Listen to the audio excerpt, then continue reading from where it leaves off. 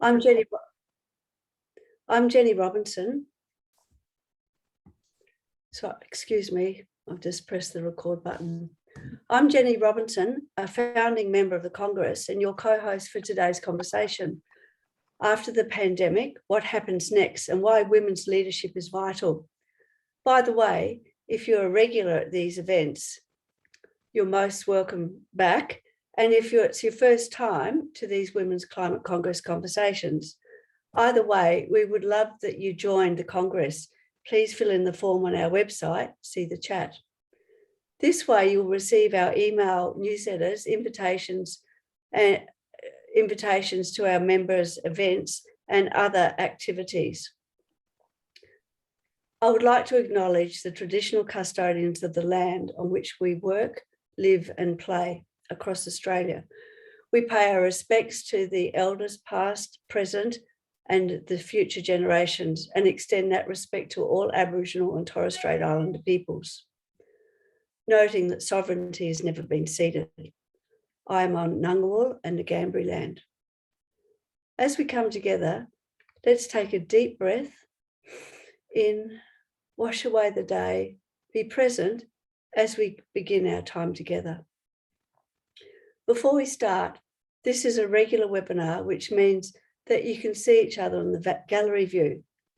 However, you might like to have your setting on speaker. We would love that you have your video on during the conversation. It helps the speakers to engage with an audience. If you have not done so yet, please mute your microphones. Use the chat to introduce yourselves and say the country you're from, and send in comments and questions. We hope to have time towards the end of this section to respond to them. This event's being recorded. Today, for our Women's Climate Conversation number 8, for this year, we're delighted that Janet Salisbury, the founder of the Women's Climate Congress, will be speaking with guests Dr. Emma Dawson and Professor Susan Harris-Rimmer to talk about after the pandemic, what happens next and why women's leadership is vital. Before we do that, I would like to share an article with you by Lancy Morris on motivational quotes from Inspiring Women. She says, inspiring leaders show the importance of honesty, courage, impact, and decisive action in leadership. Susan Davis, the author of Emotional Agility, says, when people feel that they are able to bring their emotional truth to the workplace with leaders who are compassionate and curious, rather than leaders who want the answers, that's the first building block of emotional agility. Such qualities are among the many required to be a well-rounded and effective leader, but it still is an unfair playing ground. The government data is visceral. Women represent only 18.5% of CEOs and 32.5% of key management personnel. The theme of this year's International Women's Day, Women in Leadership, Achieving Equal Future in a COVID-19 World. And Grace Tame, Australian of the Year, says, well, hear me now, using my voice amongst a growing chorus of women that will not be silenced. Let's make some noise, Australia. COVID-19 has disrupted the usual way of doing business, and at the same time, women are rising. So the spirit of the times presents a unique opportunity for us as women, and today's conversation can be one step along the way. I'm delighted to welcome Janet. She's going to share with us some threads from the conversation series this year, and then formally introduce Emma and Susan. Janet is a businesswoman, a science commentator, and formed the Women's Climate Congress to promote women's leadership for non-partisan action on climate. Welcome, Janet.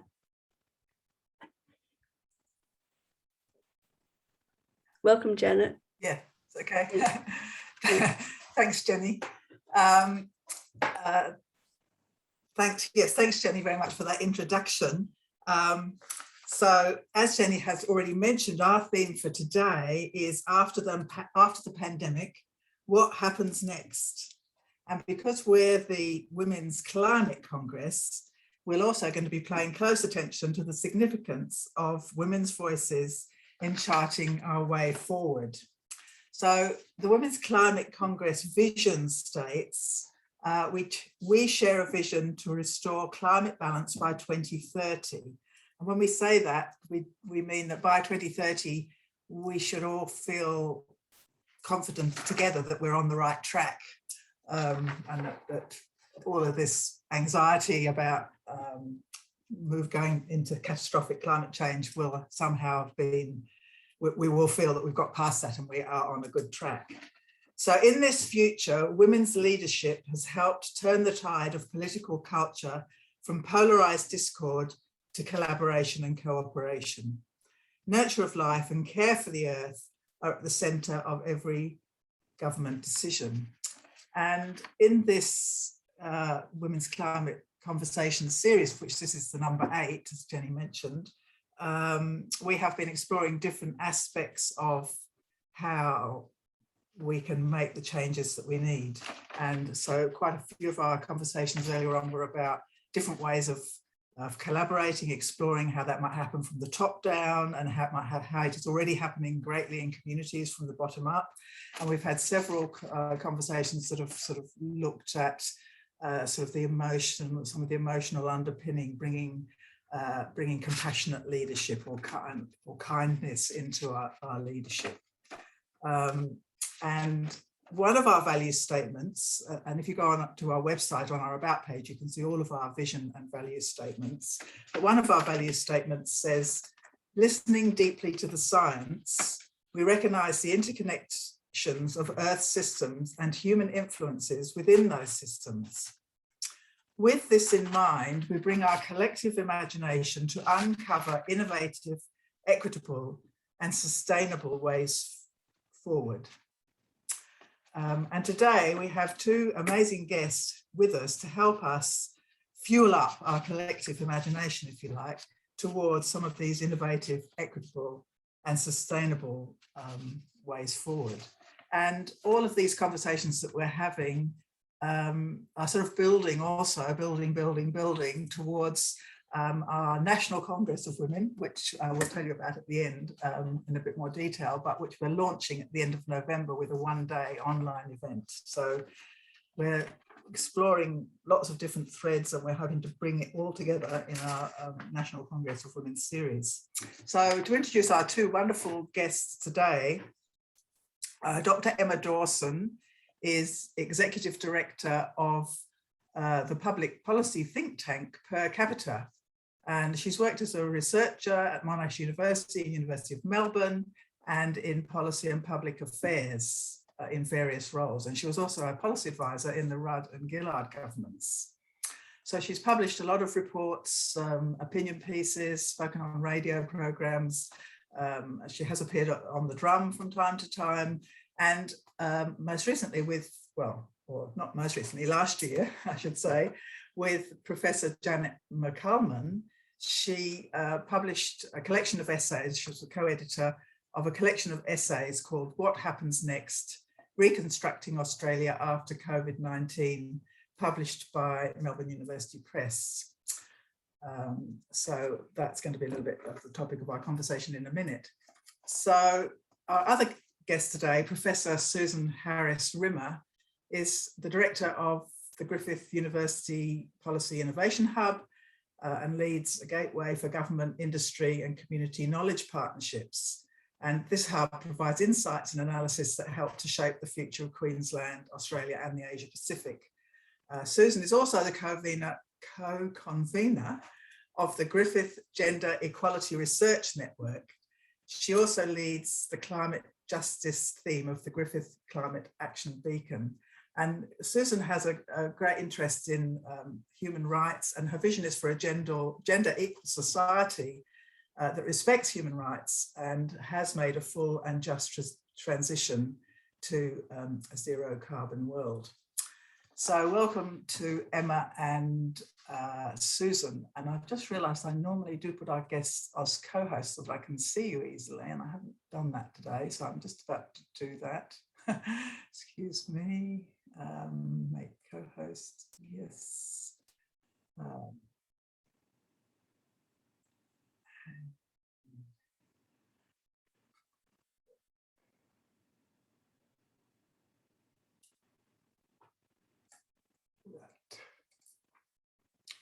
Okay. Okay, now I should be able to see you. So I'm going to start with a question for Emma. So Emma, the book you have co-edited with Janet McCallum is premised on the idea that the pandemic gives us an opportunity to build back a society built on bold new ideas and initiatives. And you compare this with the rebuilding of the economy after World War II. Comparisons have also been made by some people with the Black Death of the 14th century and the emergence of Renaissance thinking. In a panel event I listened to, I heard your co-editor, Janet McCallum, say that COVID has been like a heat-seeking missile in exposing the weaknesses in our society. Your book is a series of essays that look at different aspects of society and the economy and propose bold new ways forward. So can you start us off by saying a bit more about this idea that we can actually have a reset? And what do you think we need to do to really promote the actions that would get this going? Yes, thanks, Janet. And hello, everyone, and thank you for having me along today for this important conversation. I'm joining you from the lands of the Ngunnawal people of the Kulin Nation and pay my respects to their elders, past, present and emerging. Wherever you are, I'm sure you'll join me in acknowledging that we're on Aboriginal land which was never ceded. The book that Janet refers to is this. It's called What Happens Next, and as she said, I did co-edit it last year with my friend Janet McCallum from the University of Melbourne. The ideas in the book actually predated the onset of COVID, or certainly Janet and my own thinking about it did.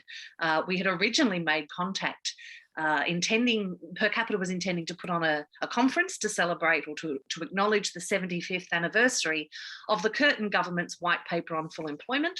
And I got in touch with Janet to ask her to speak at it. And then COVID hit, and we didn't actually meet in person till after the book was released, because we turned our conversation about how to build a consensus for a better world into the book, because we found that COVID only exacerbated or highlighted the issues that we wanted to talk about, as Janet said in the talk you referred to. What COVID really did was reveal the existing fault lines in our society and our economy. And many people have started to say this, and we've been very pleased to hear people start to talk about the building back in Australia as a reconstruction through the kind of framework that we put forward in this book. We certainly did draw parallels to the post-war era in Australia, when the Curtin and Chifley governments, with the advice and intellect and fierce ambition of Nugget Coombs as one of their leading public servants, leading economists, were able to envisage a way of winning the peace after the war. And the parallel for us really was that this time of COVID demands a lot of sacrifice from us as a community. It has reminded us how interconnected we are and how much we rely upon one another. It has put the lie once and for all to that old aphorism that there is no such thing as society, because in truth what we have found is there is nothing else. And what we wanted to do in this book was use this great disruption, just as the Great Depression was a great disruption and the Second World War was a great disruption, to say this is our opportunity to rethink some fundamental issues.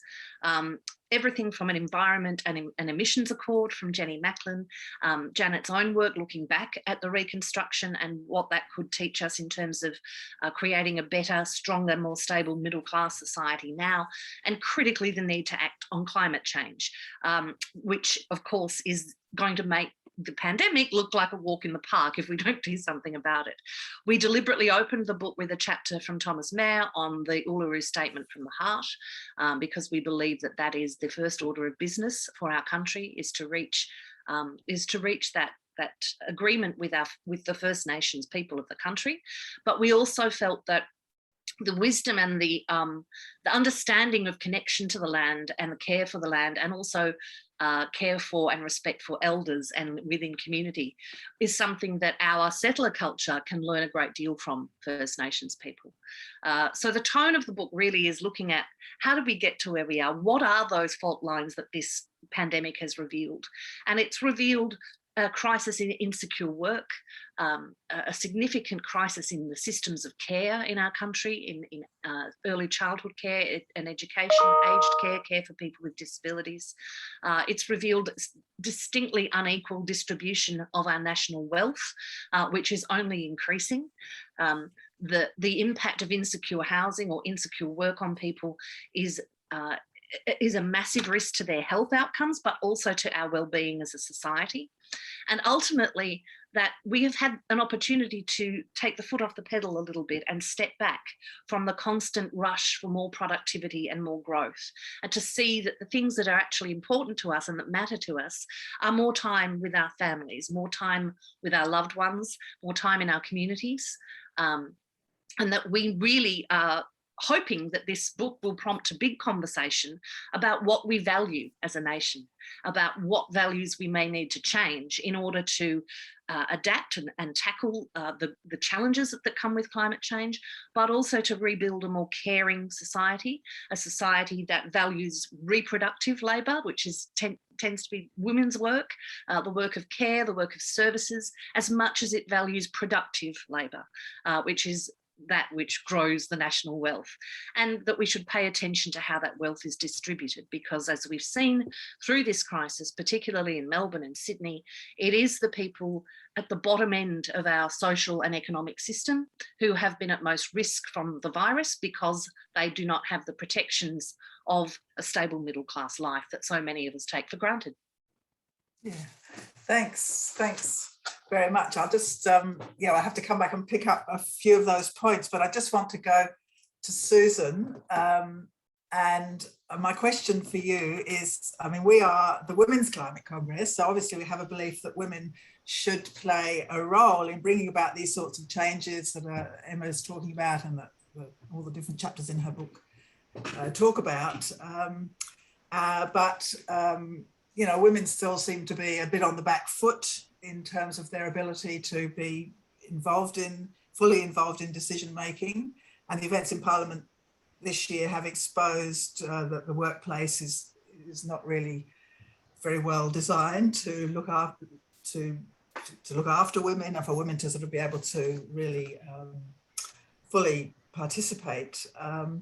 So I just would like you to sort of pick up those threads, Susan, and comment on about how how we can bring women fully into these conversations, and what really needs to happen there. Absolutely. So you're absolutely right. In terms of, to follow on exactly what Emma was saying, you could really see through the COVID pandemic that a lack of gender analysis or gender participants had a big impact on the policy responses. So you basically got this issue of not understanding the domestic violence consequences of lockdowns. You found out about the issues for aged care. You found out about the issues for children in foster care, a whole range of issues that were eminently predictable, but because they didn't have a gender lens put on the responses, there were consequences for women and girls, and marginalised people of all kinds, people in prisons, all kinds of different ways. So the leadership lens that you bring to these types of crises really matters. And what we also know from all the research, that it is at a time of crisis that you're most likely to see the pushing aside of the needs of vulnerable people and marginalised people, including the majority of the population, which are women and girls. So from my research, we think that this idea of how to bring women into the conversation has got to happen on a couple of levels. And so I'll talk about evidence, leadership and strategy. Okay, so in terms of evidence, a lot of the research has found that a science-led climate strategy has some gender issues. So we want evidence-based responses to climate change, but we also have to acknowledge that science is still an incredibly male-dominated field of human endeavour, right? So we know everything about the IPCC lead authors not having enough gender equality. We know that most of the negotiators at COP26 are going to be men. We know that climate policy is something like 70% made by men around the world. And we also know our parliaments are dominated by men. So we have some serious issues here, and it leads to issues like technological-based responses to climate adaptation being given more weight than nature-based responses, or responses that think about an ethic of care, for example. So the evidence base that you have around climate change, especially adaptation strategy, which is where we are now, mitigation is still very important, but we are moving very much into adaptation phases now. That evidence base has got to be informed by female voices. We know that design needs diversity or it fails, and we have learnt that lesson over and over again. So we need women at this design phase. And just to keep this in your head, I'm giving you the story of Eunice Foote in the chat. So she was the mother of climate science, who came up with the first experiment that really proved what carbon warming would do for the planet, and was hundreds of years ago, and it's almost been completely overlooked. So that is a really important, you've got to keep Eunice Foote in mind when you're thinking about this. This is not just women having the perspective, it's also giving them due credit and listening to their voices, so making a lot of space where they can be heard. That's important, especially important for groups like this, to make a lot of space where you can for the voices of girls, as well as First Nations women, or anything you can do to amplify the voices of even women's voices that aren't getting heard. Okay, so the second idea about leadership. So I'm an avid fan of Mary Robinson, who is was the president of Ireland. She was the High Commissioner for Human Rights, but she currently is in the lead of what we would call the climate justice movement that I'm a part of. So these are people who are trying to reconcile human rights concerns with environmental outcomes. So she's been doing that work for a long time. And some of the things we've learnt from thinking about what women's leadership might look in that justice environmental space are a couple of things. A feminist ethic of care around climate change transition talks about stewardship. It's also a very First Nations concept, the idea that this generation is a steward for next generations, and that the earth is not an exploitable resource for economic gain. So if you think about the types of female leadership that might lead to that kind of stewardship concept that takes intergenerational equity seriously and applies rigor to that type of assessment, that is the kind of leadership that would be wonderful to champion from a group like this. And that has an ethic of care. So in other words, says, a kind of the rich majority transitioning to a climate, through climate change, to a position where they live in gated communities. So a future where only the rich transition well and keep lifestyle is not acceptable. And we've seen in the pandemic how that works too, that, you can, as the Secretary General said, we're all in this together, but some of us are a mega super yacht and some of us are floating on jetsam and flotsam. That's also the way it's going to be with climate change, but worse. So we have to make sure that the strategies, the policy strategies, do not leave vulnerable people behind. And so that is an area where this group can have a lot of influence, because at the moment, the types of strategies that you're seeing from the federal government, but also the states, are highly dominated fields again. Energy transition, infrastructure adjustments and sustainable infrastructure, finance, so the world of finance and how it's dealing with a zero carbon transition, and urban planning. They're all areas that currently have strategies that need more female voices and different types of perspectives, diverse perspectives of all kinds. So it's up to us to wade into those spaces that might not be labelled as women's policy. So for the Queensland Women's Strategy, I was quite disappointed that people didn't get into those areas. Domestic violence is not the only women's policy. There are many, many areas of policy where women's voices are important, and all those strategies, climate transition strategies, require your attention. But what is missing at the moment is social policy. So what kinds of social policies are desperately needed for a just transition? So from my research, I've been going all over Queensland talking to people, And what we've discovered is things like there will be a class of Australians soon that are uninsurable because of the impact of climate change. So they're going to live in places where insurance companies will no longer let them insure their house, their life and their jobs very soon, actually.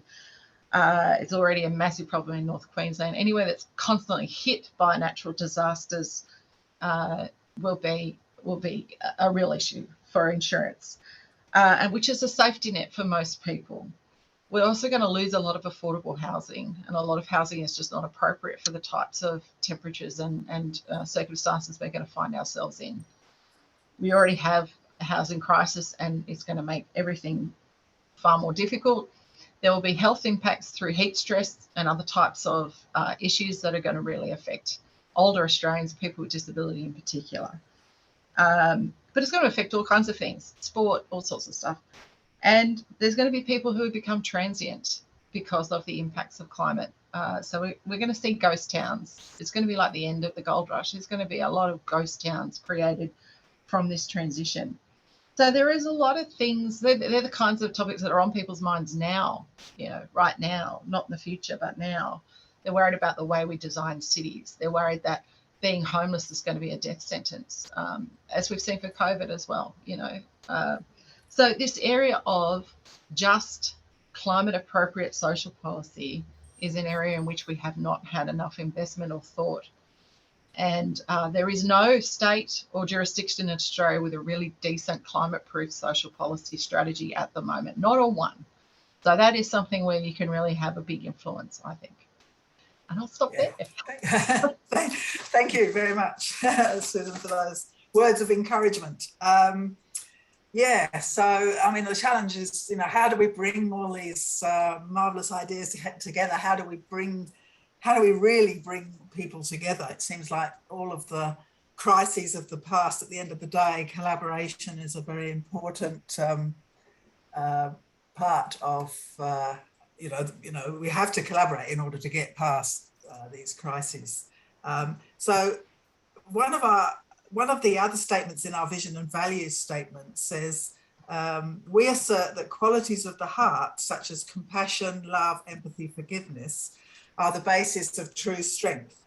These human laws must be reactivated for us to survive. So in your book, Emma, you say, in your own essay, in your book, sorry, I should say, you conclude with the comment that as we emerge from the pandemic, we are presented with an opportunity to redesign our economy and create a new society. We must do this by drawing on the deep-rooted radical kindness that underpins human relationships and demand better of one another, of our leaders and of ourselves. It's how we care for one another and for the planet on which we live that must define our values for the next era of human civilization. So I just would like you to sort of expand on that. Now, how can we really take this this sort of thing that we know in our hearts and actually make it sort of a real and it is a big challenge. And when I wrote the essay last year, we were in the middle of Melbourne's first big lockdown, and I think at the time there was a real sense that people were pulling together. I feel to some extent we've lost that in recent weeks. There's been a lot more division, interstate division, and we now of course have a real shift in the rhetoric coming from New South Wales that this is an economic crisis, and it's time now to get back to productivity and growth and damn the consequences. And I think this is entirely the wrong way to go, and it's dividing the nation a lot. But my observational take on it is that women are much more likely to say, no, I think we should be more careful, and men are more likely to say, let's get back to the pub. Now, that's a gross generalisation, obviously, but it does draw on what Susan's talking about and what I've written about, which is female styles of leadership and recognition of reproductive labour and of different measures of success than productivity and growth. So one of the things that I published about a year ago was the case for a care-led recovery. We had just started to hear about a gas-led recovery. The recovery was all talked about in political terms, in terms of how quickly we could get back to normal economic activity and keep growing the economy.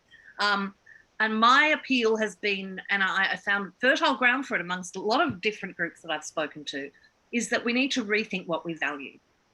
And so the chapter that I wrote in the book was really about the foundational economy, and where 40% of Australians work and 100% of us rely upon those foundational parts of our economy. So the provision of essential care services, education, food services, infrastructure, such as electricity and the things we take for granted every day, but also understanding social infrastructure as equally fundamental to the foundations of our lives. Excuse me.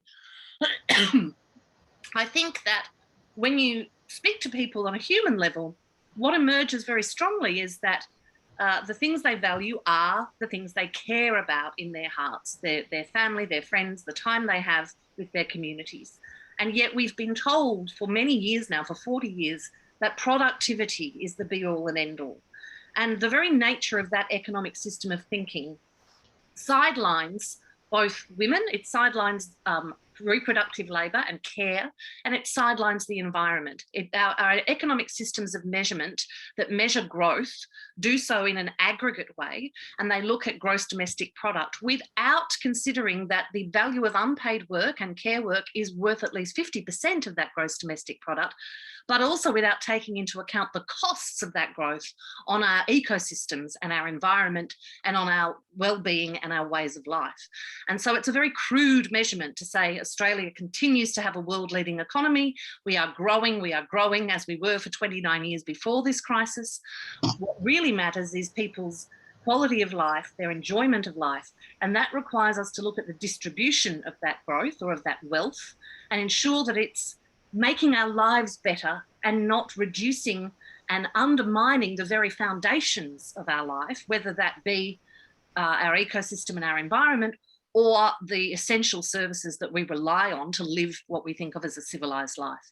So my call for a care-led recovery buys into all of that. You can probably see a little blonde head popping here. I'm currently combining work and care, as we all are.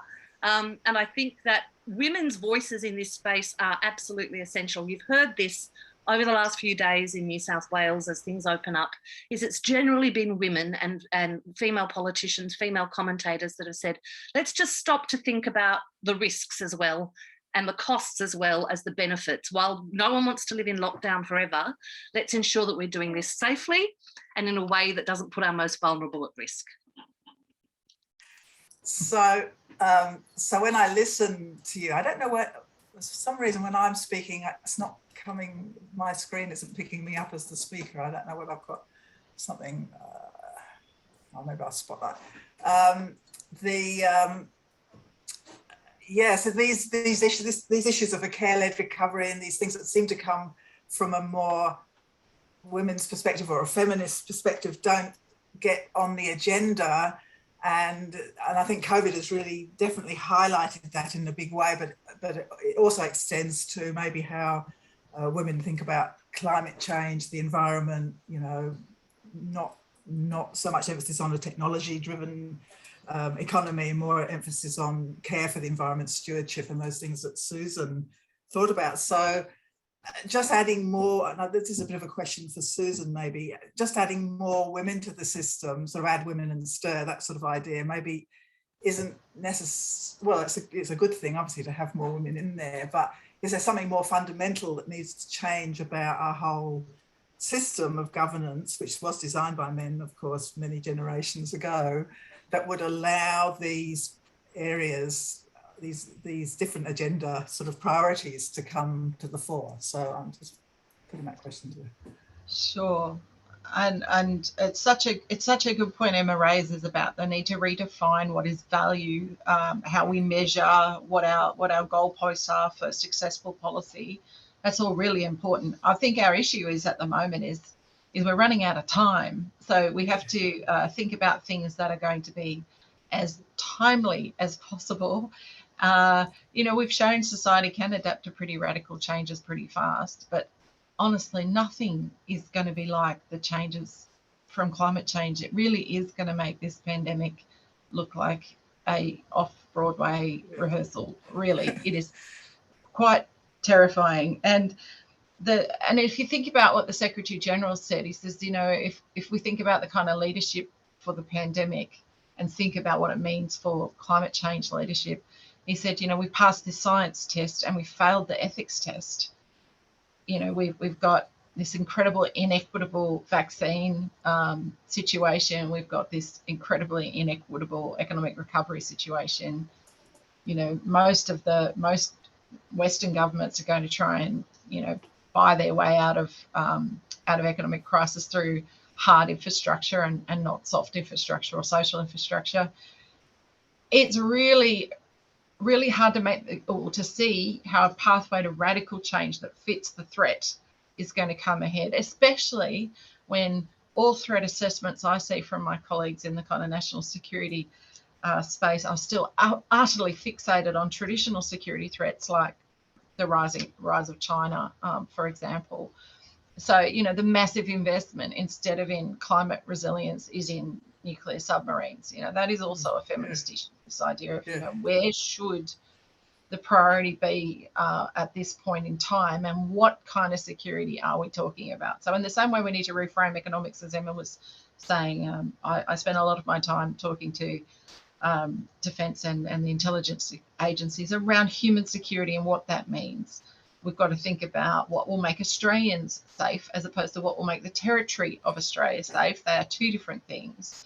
And the Fortress Australia approach that we've deployed for the pandemic, if you think about that in relation to climate change, that is, I don't think, possible. And also, what does that mean for our Pacific neighbours and for our region? There's just a lot of questions that we don't seem to even be having in Australia. Really, most of the people I talk to in rural and regional Queensland, very smart, very, wonderful people, we're not thinking longer term about their own futures. And that's partly because of the pandemic, I think, but I think it's also partly because of the difficulties of life already that people are facing. And so there's not enough bandwidth for people to plan long term. So government has to step in with some longer term thinking. I'm not talking about 100 years. I'm talking 10. It's not clear to me how Queensland is going to survive the next 10 summers, for example, in a fit state at all. Just you wait till a cyclone season corresponds with a bushfire season. Most of our infrastructure is not going to withstand a cascading crisis. And especially as we're looking at the moment, you might have a pandemic, a cyclone, a bushfire, a drought, all happening in the same place. So it's really nerve-wracking. So the more radical sort of solutions. So even though I'm a lawyer, I'm nervous about climate litigation because I think it's going to take too long and we need something that's a bit faster. But, the climate litigation is coming as well as flooding. And it's trying to get governments to make decisions differently, to think about its due diligence and risk assessment differently, to think about the way it operates, discretion differently.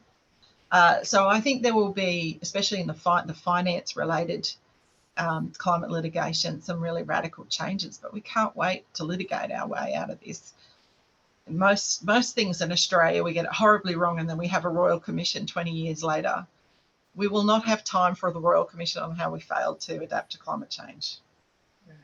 So we can't wait for a Royal Commission to sort this out. We have to kind of think about what a Royal Commission would find now and start to put some pressure on the kinds of decision making. So, I've been seeing all these cool bumper stickers that say the vaccine for climate change is your vote. And it is true. Your vote is really important. So your political power is really important in this particular situation. And I also think that, your ability to galvanise communities to say this is serious and it's enough. And then I was looking back and I was thinking, what would the suffragettes do? I often think in my head, because I do a lot of research on the Women's Peace Army and the suffragette movement. What would they do? They would be definitely chaining themselves to things. I feel like, when the students march on Friday, our job might be to be there with them, witnessing, helping, liaising, but I think it's time for drastic measures. That would be my drastic and fast, and open up your mind to the possibility of more radical action than you've taken in the past on any particular issue, because it is such an all-encompassing issue.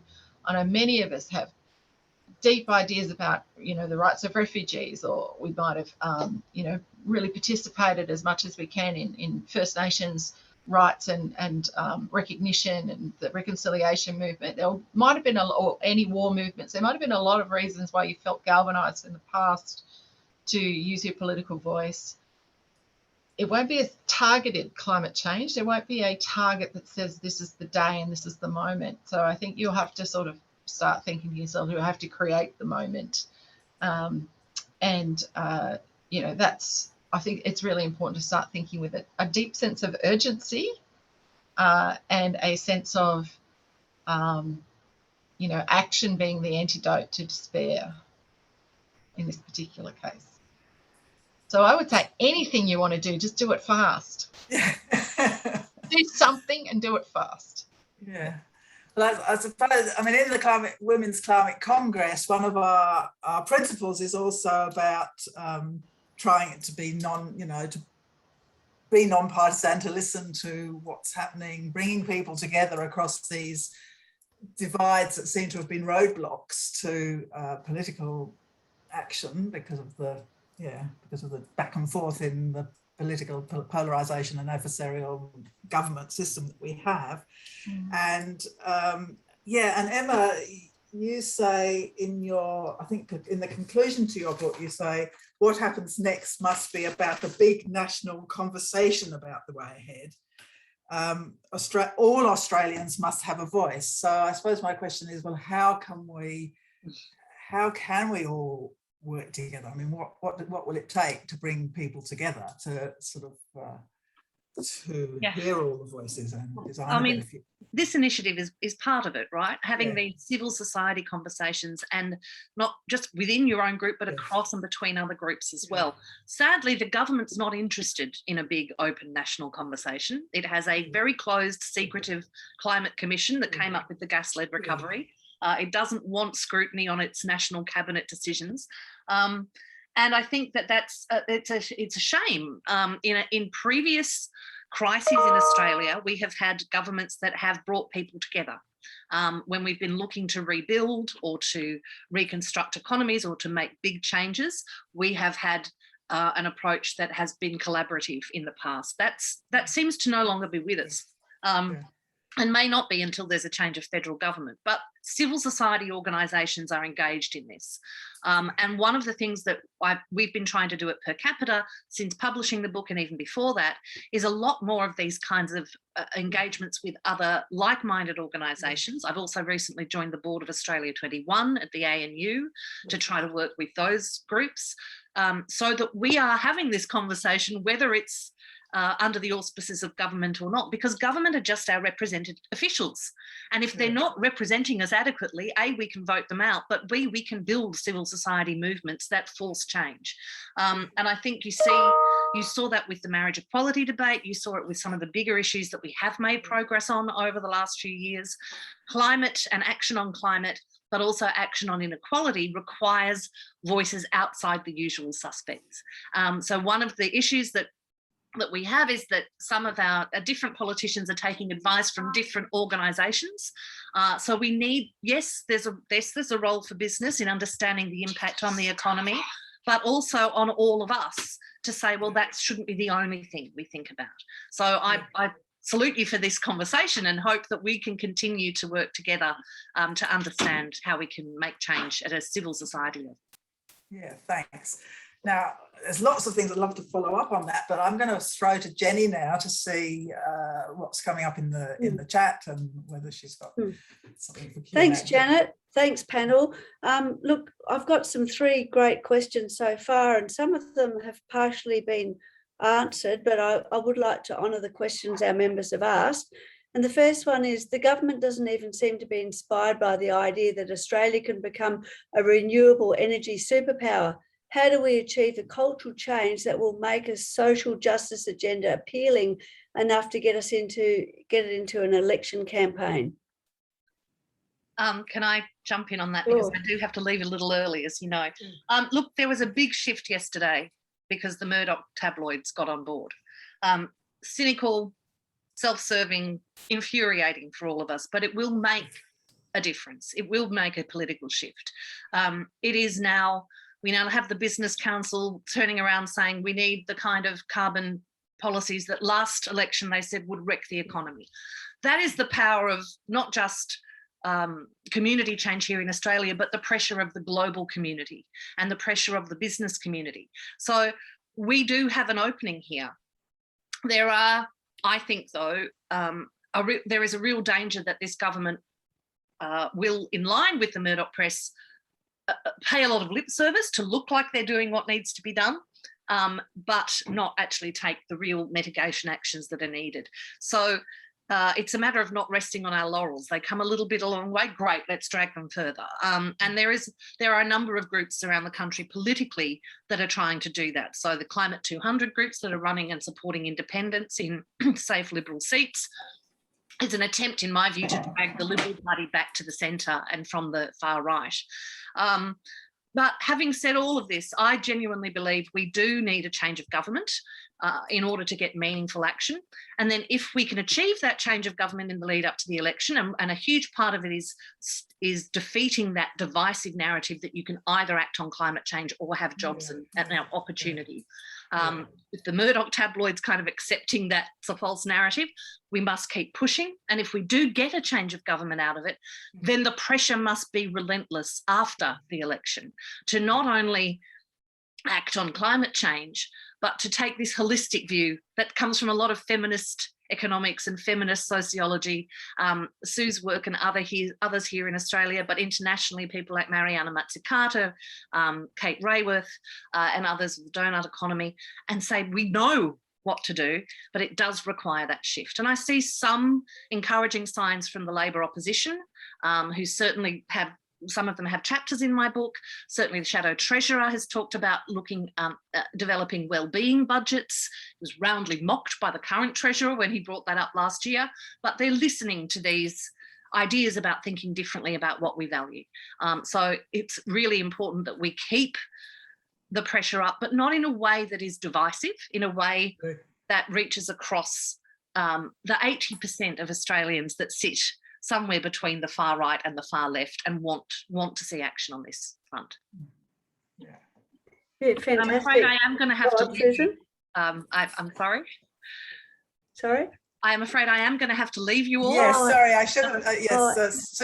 Emma actually has another meeting, another Zoom to go on. She's in great demand. We're very, very pleased that she was able to join us today. Are you needing to go now, Emma? Or well, my next event starts at 1, so I'm just saying goodbye because I think Susan will probably take the next question. Yeah, okay. Thank you so much. Very much. Thank you very much for your contribution today. It's been great. Thanks. And actually, Susan, this one could be quite good for you. Should we be partnering with men who care to amplify their voices, perspectives and concerns? We're not the only ones thinking like this, but I think we should need to be subversive and strategic in positioning what we say and do. What do the blokes in power care about what we can identify and amplify? How do we build momentum beyond us? Yeah, sure.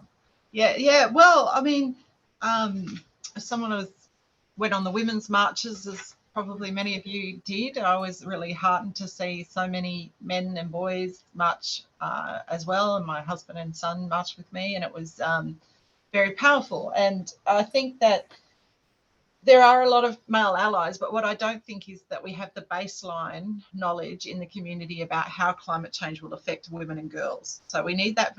We do need a kind of acknowledgement that there is specific gender impacts for women and girls and specific exclusion of women and girls from the climate conversation. So we need that kind of firmly on the center of the stage. So there does have to be a gender lens to it, but certainly getting male allies in that quest is really important. And I think that unusual allies is a really great way to go. So I was part of a really beautiful event on gender and disasters that was run by the Victorian government, which was looking at the particular impact of the way the bushfires had affected gender equality in that state. Again, Victoria has a human rights charter. It affects the flavour of the conversations that you have, right? Victoria, ACT and Queensland have different conversations because they have that human rights background. And, that particular event was all about senior male firefighters saying, we need more diversity in the way we deal with disasters, and we need better understanding of the needs of women and girls in that disaster because we didn't get it right, And when you have a 90% male workforce dealing with state emergency services, you're not going to get it right.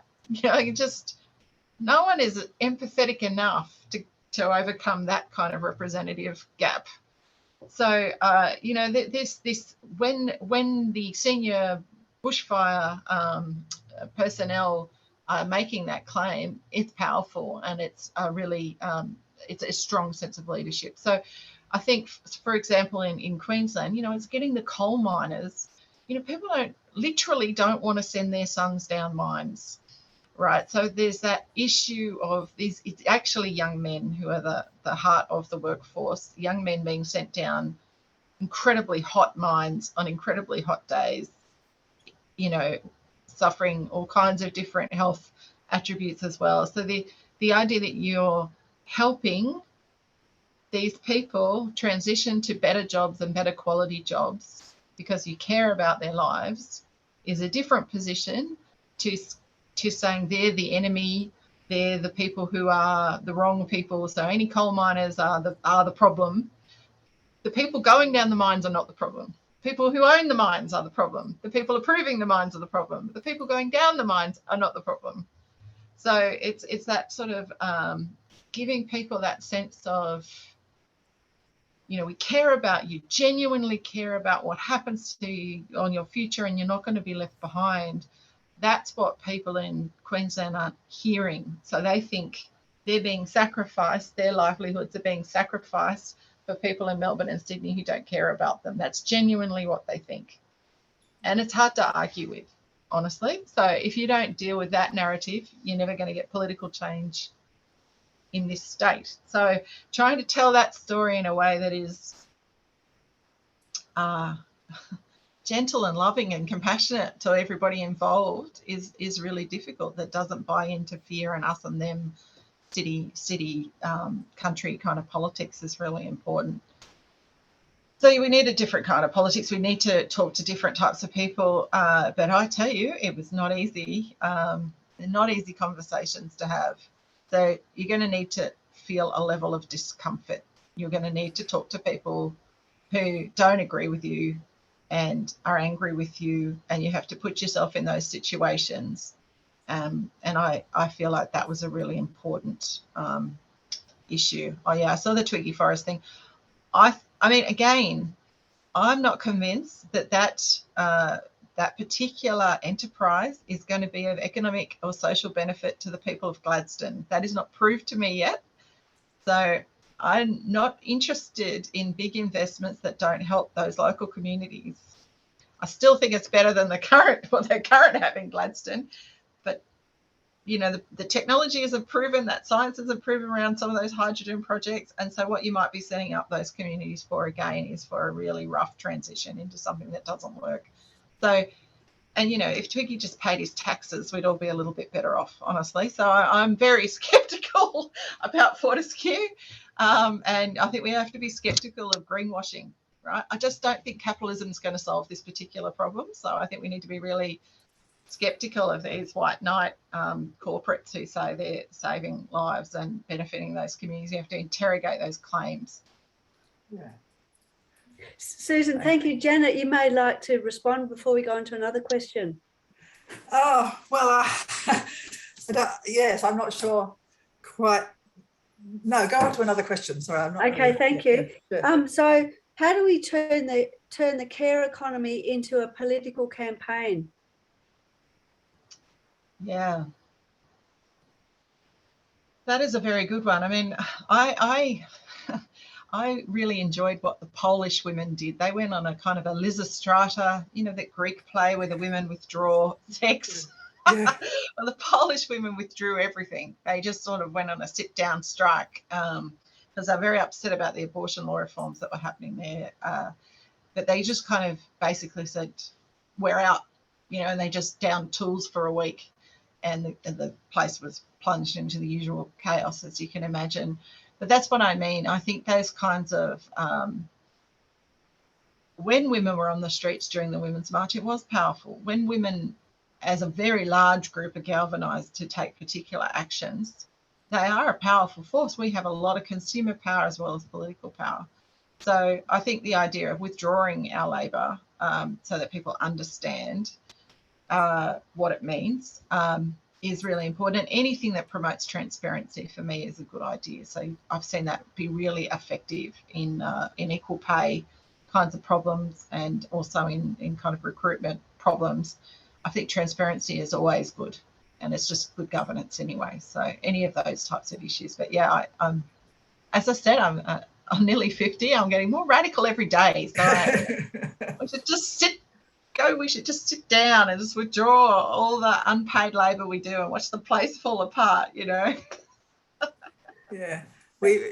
Certainly the reference to the Lysistrata, that is something that we've thought about quite a bit in the Women's Climate Congress. We even had a little section of the play words at the beginning of one of our conversations a few conversations ago, and so it's certainly something worth thinking about. One of the things we have been trying to promote in the Women's Climate Congress is the idea of women working together across the political divides. I mean, in America, they have something called the Women's Caucus in the Congress, and we haven't ever had anything about a cross-party group like that in the Australian government. And is there potential for that? We've been trying to promote that idea with women MPs that we're talking to. And last year before the committee would work. We don't even have a parliamentary committee like the rest of the world. No. Actually, as we, if I could just jump in there, because that's a great synergy for another question. I think we could all respond to this one. What role, Susan, for gender quotas versus targets across sectors and leadership to help us get equity and flavour of vision we need? Sort of well, I mean, the evidence is in. So if we're going for evidence-based policy, only quotas work, and they have to be quite hard quotas, and they have to be quite large quotas. So setting a target without a kind of accountability behind it, unfortunately, as nice as it is, doesn't work. So we now have enough evidence from enough jurisdictions on enough sectors to know it's nice, but it doesn't work unless it's a hard quota. So you can have ideological preferences for one or the other, but if you're evidence-based, you go for quotas. Yeah, it's a tough one because I know there are a lot of people whose ideological preference for targets overweighs their desire for evidence, but it just doesn't work anywhere in the world.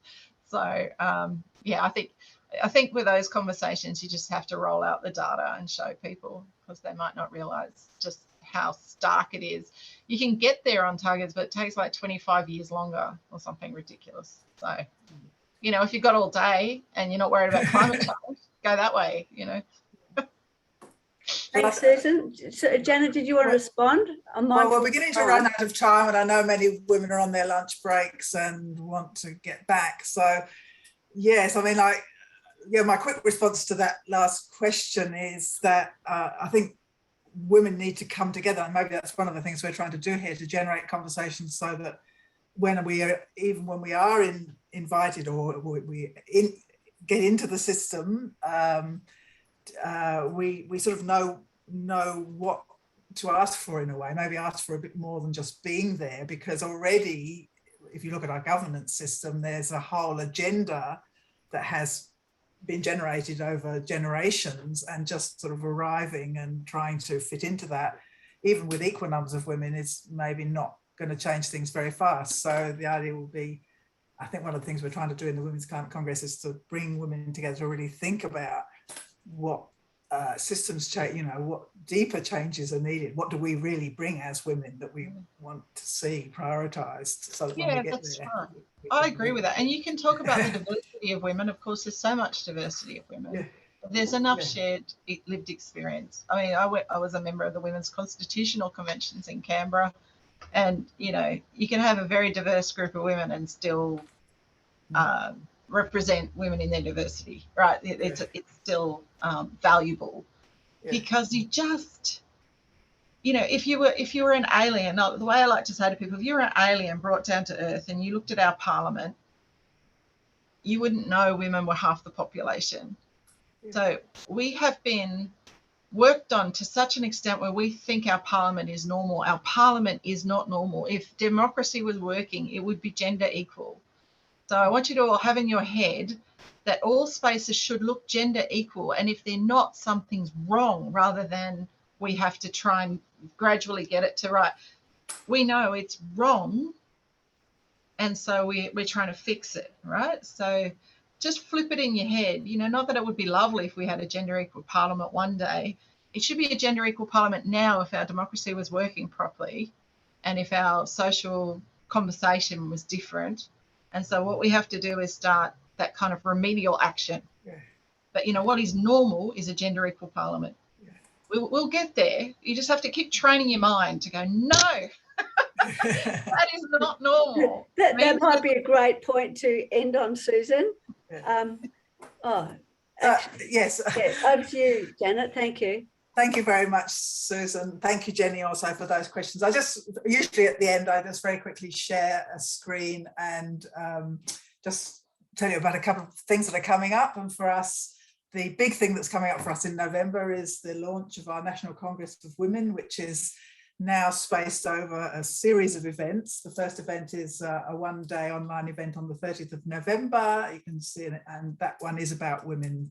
We call it Women Rising. Why Women, Why Now? So a focus on the importance of women's voices and what we bring. And then in subsequent events in this series, we'll be looking at other how to bring people together in a more collaborative approach and what we really want and need to change.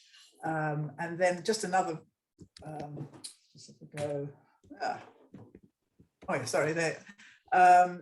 I just wanted to remind you that if you want to join the Women's Climate Congress, please go to our website. There's a join us form on the homepage.